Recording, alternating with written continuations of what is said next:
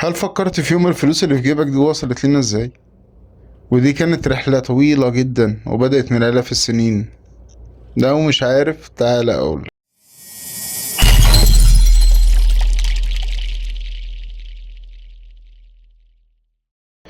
في البداية ما كانش في حاجة اسمها فلوس.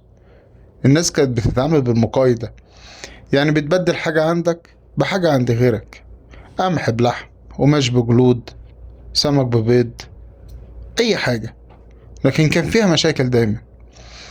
مشكلة إن كانش اللي عندك بيساوي اللي عند التاني كقيمة يعني. هشرح لك بقصة. في قرية صغيرة زمان قوي كان في واحد اسمه عمر، عنده سلة كبيرة مليانة قمح.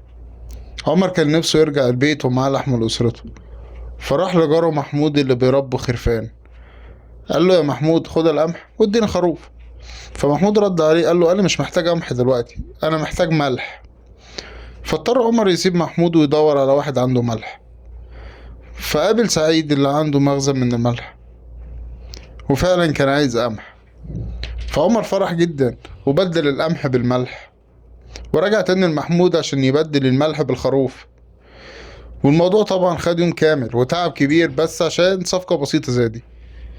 وقتها الناس بدأت تفكر ليه ما يبقاش في وسيلة أسهل وأسرع كلنا نتفق عليها. وهنا بدأت حكاية النقود. الرحلة ما وقفتش عند المعدن.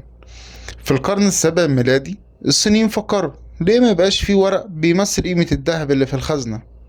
وبالفعل الصين أول ما اخترعوا أول ورق نقد في التاريخ، وسموه الجاوزي. الفكرة انتشرت مع التجارة، تجارة طريق الحرير. وبعد مئات السنين أوروبا بدأت تستخدمها.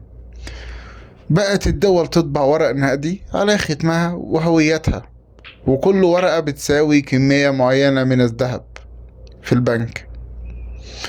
ودي كانت بداية الفلوس زي ما نعرفها دلوقتي. فعشان يحلوا المشكلة بدأوا يستخدموا المعادن الثمينة زي الذهب والفضة، لها قيمة عند الكل وسهلة الحمل. ومنها ظهرت أول عملة معدنية. الذهب كان بيلمع وندرته خلت الناس تشوفه حاجة غالية جدا. الذهب ما كانش مجرد معدن، ده كان رمز للقوة والثراء. الملوك والكهنة كانوا بيحتفظوا بيه في المعابد، والتجار بدأوا يستخدموه عشان يدفعوا بيه تمن السلع. لكن كان في مشكلة: ازاي نحدد وزنه وقيمته بالظبط؟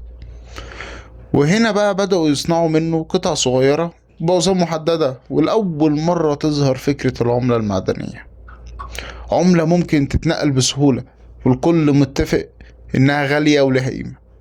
ومن هنا بدأت النقود تاخد شكل أوضح، وخطوة كبيرة من عصر المقايضة لعصر الفلوس.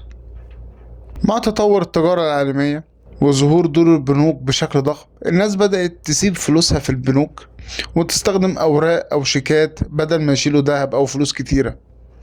وفي القرن العشرين مع تطور الإنترنت ظهر اختراع غير اللعبة كلها: ال ATM والكروت.